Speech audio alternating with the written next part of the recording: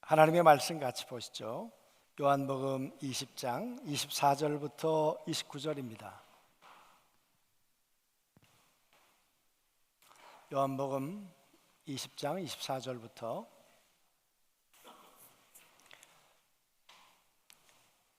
열두 제자 중에 하나로서 디드모라 불리는 도마는 예수께서 오셨을 때 함께 있지 아니한지라. 다른 제자들이 그들에게 이르되 우리가 주를 보았노라 하니 도마가 이르되 내가 그의 손에 못자국을 보며 내 손가락을 그 못자국에 넣으며 내 손을 그 옆구리에 넣어보지 않고는 믿지 아니하겠노라 하니라.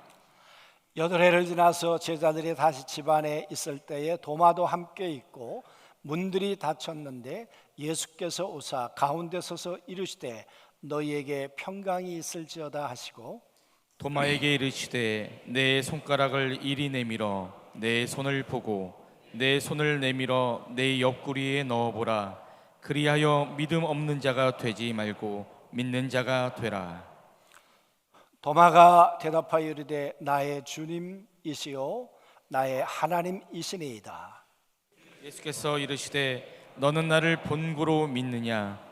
보지 못하고 믿는 자들은 복되도다 하시니라. 아멘. 지난해 애틀란타 공항에서 한 2시간 정도 머무는 시간이 있었습니다. 공항에서 나온 사람들을 자기를 태우러 온 사람들을 기다리는 거예요. 가족들이겠죠, 대부분.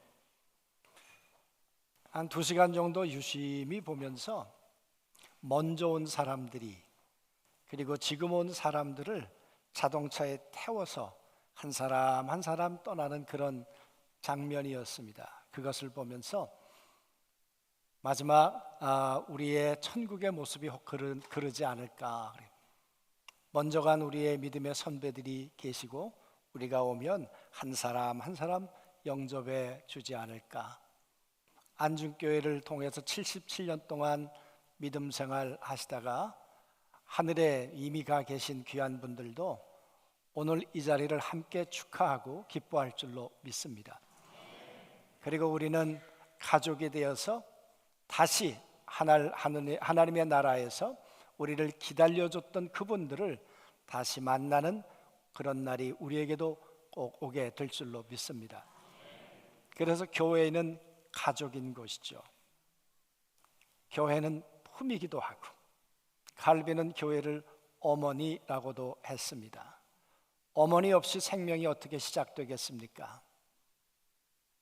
10달 동안 배 아파 생명을 이 땅에 내놓는 것도 어머니고 교회도 마찬가지죠.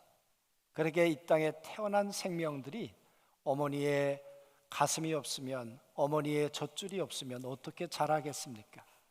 그래서 그 품에서 젖을 먹고 점점 자라나는 거죠. 그랬던 것처럼 교회는 어머니의 품이고 또 교회 안에 자라난 모든 한 사람 한 사람들은 가족인 줄로 믿습니다. 여러분, 오늘은 77년 된 우리 안중교회를 하나님 앞에 감사하고 기뻐하는 그런 날입니다. 다시 한번 교회가 뭘까? 또 내게 있어서 교회의 의미는 무엇일까? 그런 생각을 하나님의 말씀을 통해 우리가 한번 되짚어보고 교회가 얼마나 소중했는가 하나님 앞에 감사하는 그런 시간이 되었으면 좋겠습니다. 오늘 말씀은 이런 것이죠.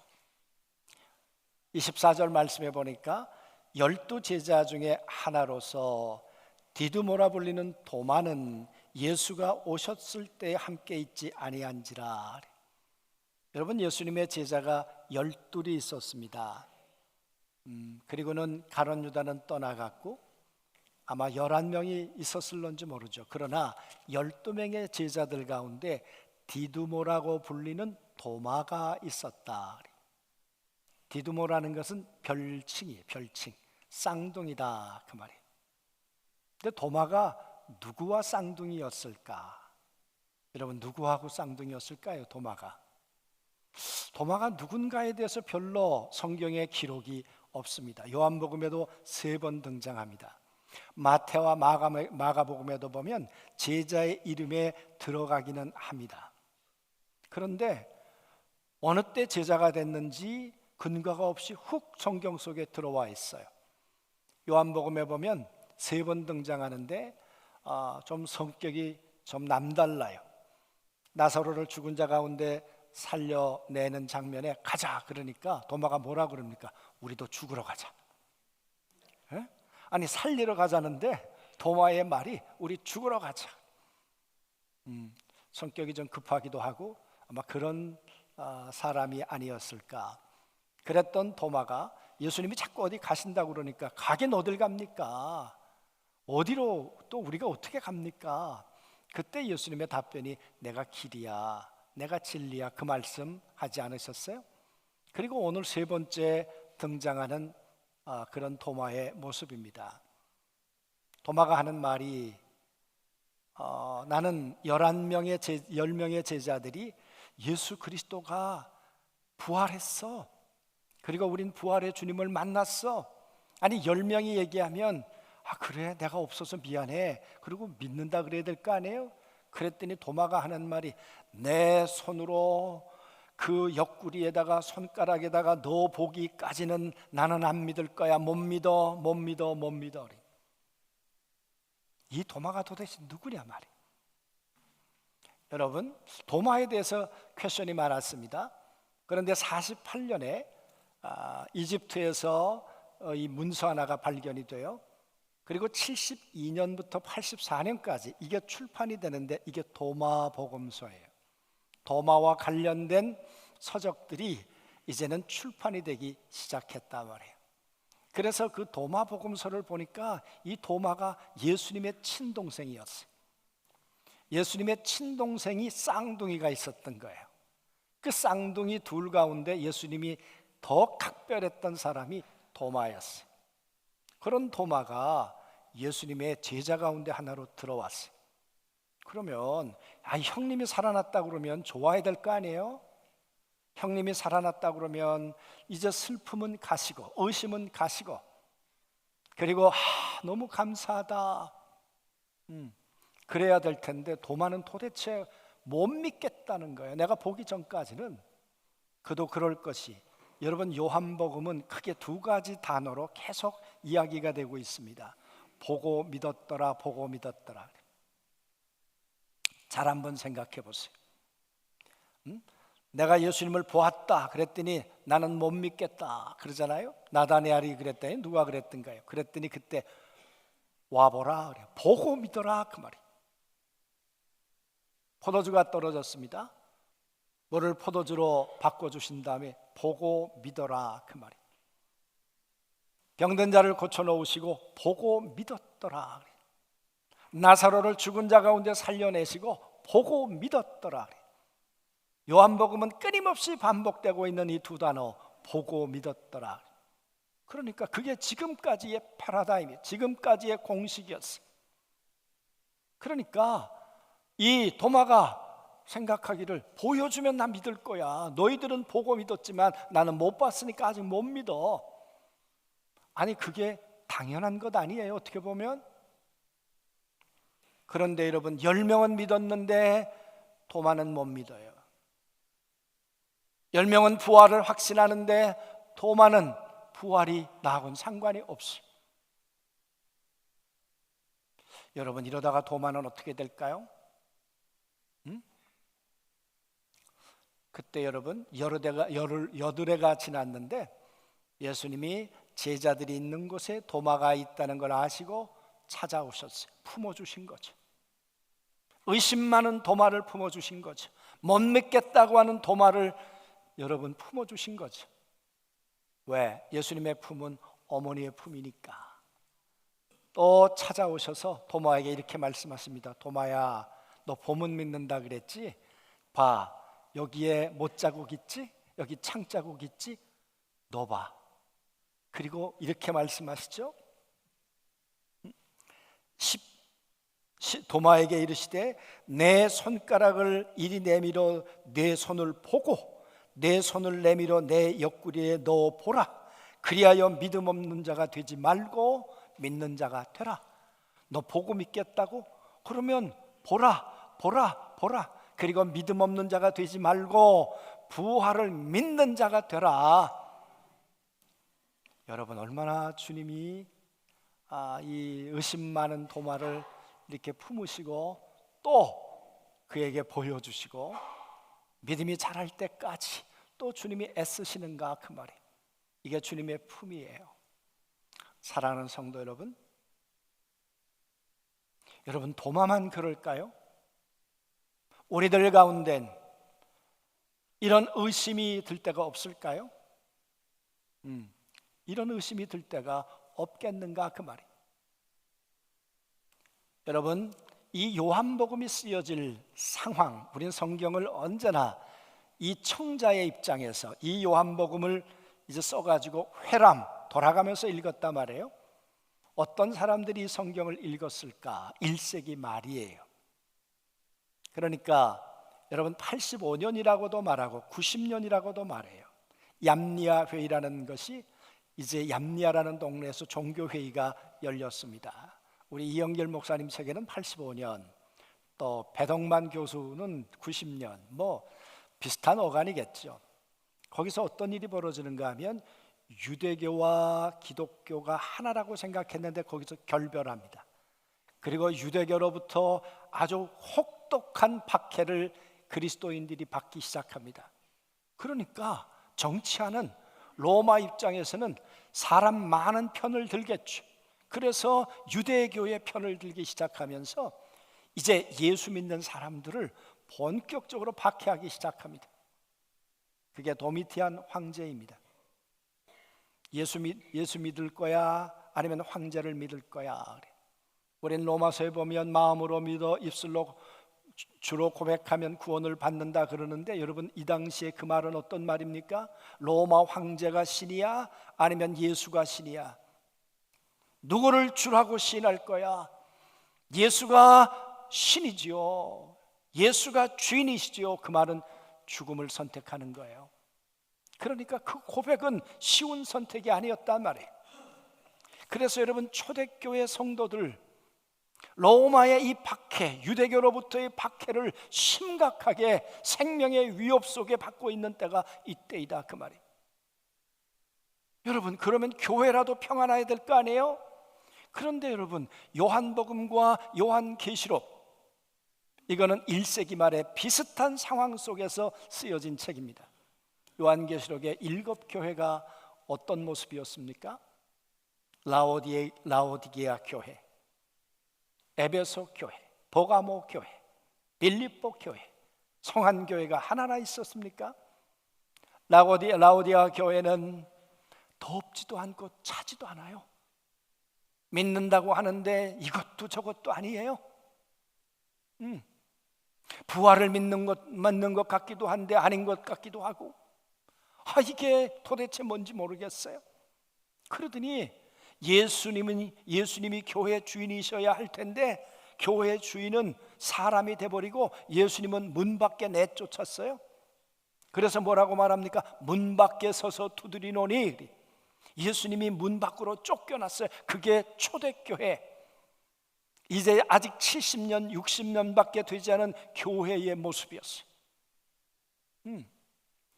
여러분, 그런 일들만 있습니까? 이단이 들어왔어요. 니골라당이라고 하는 당이 들어왔어요.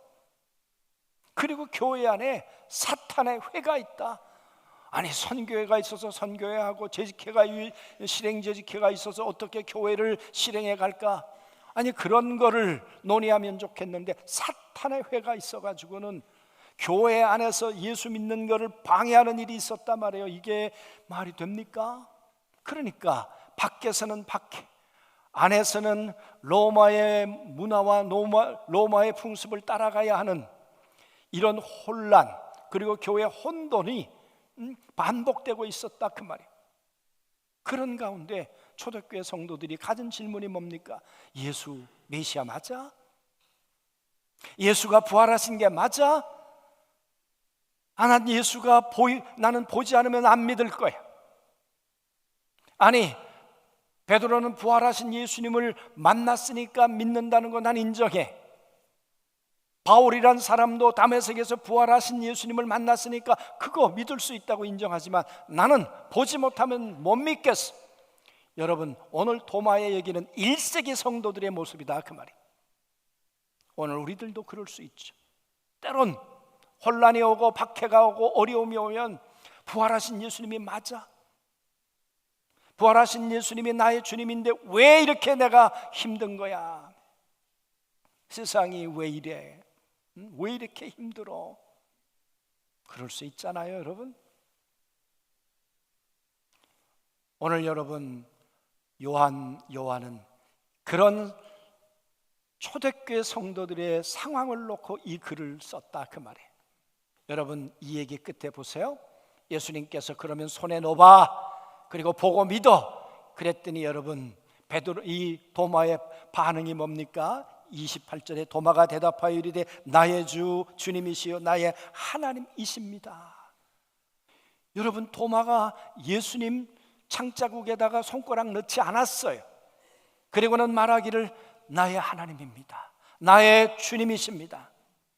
여러분, 우리는 베드로의 신앙 고백을 위대하게 생각해요.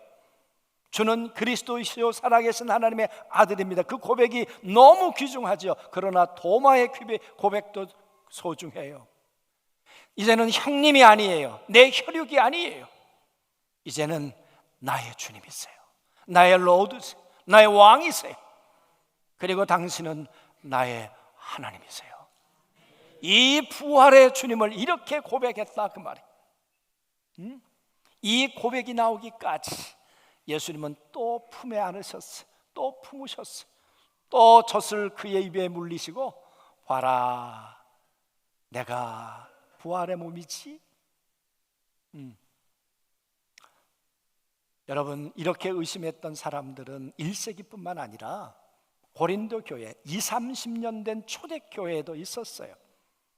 그래서 여러분, 바울은 고린도 전서 15장에 이렇게 기록한 내용이 있습니다. 한번 보시죠.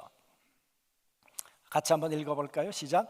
장사 지낸 바 되었다가 성경대로 사흘 만에 다시 살아나사 게바에게 보이시고 후에 12 제자에게와 그 후에 500여 형제에게 일시에 보이셨나니 그 중에 지금까지 대다수는 살아있고 어떤 사람은 잠들었으며 그 후에 야고보에게 보이셨으며 그 후에 모든 사도에게와 맨 나중에 만삭되지 못하여 난 자 같은 내게도 보이셨느니라. 성경은 뒤집어 봐야 돼. 왜 이렇게 얘기할까요? 고린도 교회에 있는 성도들이 부활 못 믿겠다고 다 지금 나자빠지는 거예요. 부활하신 예수님이 계신데 왜 이렇게 힘들어? 그러니까 바울이 뭐라고 말합니까? 성경대로 살아나셨어. 성경대로 죽으셨어. 그리고 성경대로 살아나셔서 12 제자도 보았어. 12 제자만 보았다 그러면 못 믿을 것 같으니까 500여 형제에게 일시에 보여주셨어. 뿐만 아니라 만삭되지 못해서 난 자 같은 나에게도 보여주셨어. 부활 너무도 분명한 사실이야. 나 보지 못했으니까 못 믿을 거야? 아니야, 부활한 거 사실이야. 믿어야 돼. 믿어야 돼. 여러분, 고린도 교회 성도들도 그랬다면 1세기 말의 성도들도 충분히 그 얘기를 할 수 있고 오늘도 우리는 그 얘기를 할 수 있죠. 그래서 바울은 고린도전서 15장 20절에 한 말씀을 더 이렇게 추가합니다. 한번 읽어보시죠. 부활이 뭐냐? 같이 읽죠. 시작. 그러나 이제 그리스도께서 죽은 자 가운데서 다시 살아나사 잠자는 자들의 첫 열매가 되셨느니라. 부활이 뭐냐? 너희들 죽었다고 생각하지 아니야. 성도들은 자는 거라니까. 여러분, 죽은 거와 자는 건 달라요. 예수님이 죽음에 대한 정의를 바꾸셨어요.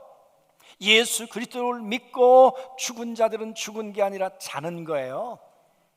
깨우면 돼요. 알람을 통해서 깨우면 돼요. 흔들어 깨우면 돼요. 그래서 예수님이 잠들었는데 하나님께서 잠든 예수를 깨우셨어. 그게 부활의 몸이야. 그 예수님이 부활의 첫 열매야. 그러면서 바울이 말하는 거죠. 네가 2000번째 부활의 열매가 될 수가 있고 너희가 3000번째 열매가 될 수 있어. 예수 그리스도와 똑같은 공식으로 우리는 부활할 거야. 예수 안에 부활의 씨 성령이 있으면 우리도 그와 똑같이 자는 거야. 죽은 게 아니고. 그리고 우리는 부활의 몸을 입고 다시 우리는 살아날 거야. 아멘. 예. 여러분, 그렇게 믿지 않는 사람들, 그들을 향해서 오늘 29절 말씀을 예수님께서 하시는 거예요. 다 같이 읽어봅시다. 예수께서 이르시되 나는 너를 본고로 믿느냐 너는 나를 본고로 믿느냐 보지 못하고 믿는 자들은 복되도다. 여러분, 요한이 대단한 글쟁이라니까요. 보고 믿었다 보고 믿었다 보고 믿었다. 그래, 그러나 이제는 보고 믿을 수 없어. 그리고 도마 이야기를 하는 거예요. 요한복음의 결론은 이 한 구절을 말하고 싶은 거예요. 보고 믿을 수 없어. 이제 보지 않고 믿는 자들이 더 복되단 말이야. 아멘. 1세기 성도들아, 이제는 부활하신 주님이 너희에게 나타나지 않아. 이제는 부활을 경험한 사람들의 이야기를 듣고 보지 못했지만 똑같은 믿음을 가진 너희들이 되면, 부활하신 이 너희의 선배들이 하늘나라에 있다가 너희가 부활의 몸을 입고 오게 되면 정류장에서 너희를 영접할 거야. 너희를 맞이할 거야. 왜? 우린 부활의 가족이니까. 아멘. 여러분, 부활을 믿는다는 게 쉽지 않았죠. 근데 어떻게 우리는 이 부활의 믿음을 흔들리지 않고 우리는 유지하며 살아갈 수 있는가? 고린도후서 5장에 보면 바울은 이 고린도후서에 있는 성도들에게 이렇게 말합니다. 우리의 이 장막, 이 흙으로 지어진 이 장막이 무너지는 날이 오는데, 하나님 앞에 가게 되면 이 흙으로 지은 장막이 아니라 이제는 무너지지 않는 장막을 입게 되는 날이 온다. 그날이 우리에게 오게 될 텐데, 그날이 우리에게 온다는 보증이 뭐냐? 그게 성령님이라는 거예요. 같이 읽어보죠. 시작. 곧 이것을 우리에게 이루게 하시고 보증으로 성령을 우리에게 주신 이는 하나님이시니라. 하나님이 의심하고 도마처럼 헛소리하고 이상한 소리하고 믿음 없는 소리하고 하는 사람들에게 너 앞으로 부활할 거야 하는 보증을 서주시는데, 그 보증이 뭐예요? 성령님이시라는 거예요. 여러분, 성령 보증을 아무나 쓰나요? 보증이 뭐예요? 보증이라는 건요, 내가 안 빌린 돈 내가 갚겠다는 거예요. 보증이잖아요. 그래, 안 그래요? 그렇잖아요. 보증 서달라는 이야기는 나 대신 지옥 가달라는 얘기잖아요. 그러니까 아무나 보증 안 쓰는 거예요. 가능성이 있어야 보증 쓰는 거 아니에요? 얘가 갚을 만한 회생 능력이 있어야 쓰는 거 아니에요? 그런데 솔직히 예수님이 우리를 믿을 만해요?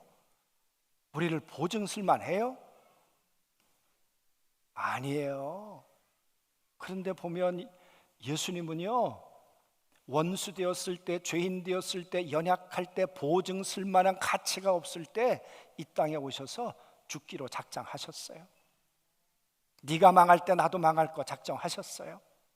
같이 망할 생각 아니면 보증 안 쓰는 거잖아요. 예수님은요, 너 망하면 나 망할 거야, 너 죽으면 나 죽을 거야, 우리 안에 보증으로 와 계시면서 아니야, 너 부활의 몸을 입을 거야, 네가 쓰러지지만 다시 일어날 거야, 보지 못하는 주님을 이제는 보는 것처럼 성령으로 믿게 될 거야. 아멘. 이 믿음을 주시려고 성령님 우리 안에 들어와 계시면서 끊임없이 우리에게 믿음이 흔들릴 때마다 넌 부활의 사람이잖아, 내 육체가 무너지는 날 너는 죽은 것이 아니라 잠자는 자가 될 것이잖아. 그때 살아나 너희 믿음의 선배들, 부활의 사람들과 예수 그리스도와 같은 형체를 입고 얼굴과 얼굴을 맞대고 만날 거잖아. 할렐루야. 아멘. 여러분, 이 믿음 가운데 살자는 거죠. 여러분, 교회는 뭐 하는 것입니까? 교회는 어머니라 그랬어요. 생명을 잉태하고 생명을 출산하고 생명을 자라게 하는데 그 생명이 어떤 생명이에요? 예수 그리스도의 씨, 하나님의 씨, 부활의 생명인 걸 믿습니다. 그 생명을 자라게 하는 것이 교회니까 교회 생일은 가치가 있는 것이고 의미가 있는 것이죠. 사랑하는 성도 여러분, 하나님은 또 예수 그리스도는 오늘도 우리 안중교회를 그렇게 보고 계실 줄로 믿습니다. 보증서 주시는 분이 성령님이세요. 여러분, 보증 서는 거 쉬우세요? 보증 서달라 그러면 서 주실래요? 권사님? 안 써요. 목사가 자식이 와도 보증을 설까 말까 하니까인데, 보증은요 죽을 까고 아니면 못 쓰는 거예요. 제가 보증 쓴 얘기 할까요? 저보고 보증을 써달래요. 500만 원도 아니고 5천만 원도 아니고 5억짜리를. 미쳤죠. 예. 교회 짓다가 그 목사님이 신용불량자가 됐어요. 신앙불량자가 아니라 신용불량자가. 그러니까 당신 이름으로는 대출이 안 나오니까 제가 대강교회 담임 목사인데 임시 그 교회 담임 목사가 되고 내 이름으로 대출을 받아달라는 거예요. 고민됐을까요? 안 됐을까요? 고민되죠. 이거 해줘야 돼, 말아야 돼. 했을까요? 안 했을까요? 어느 날 새벽 예배 끝났는데 하나님이 어떤 말씀인지 성경 구절인지 모르겠어요. 하라는 거예요. 그래서 제가 본부에 올라갔죠. 그랬더니 미쳤네요. 네가 제정신이네요. 제가 봐도 지금 생각해도 제정신 아니죠. 여러분, 그래서 5억 대출을 받아줬습니다.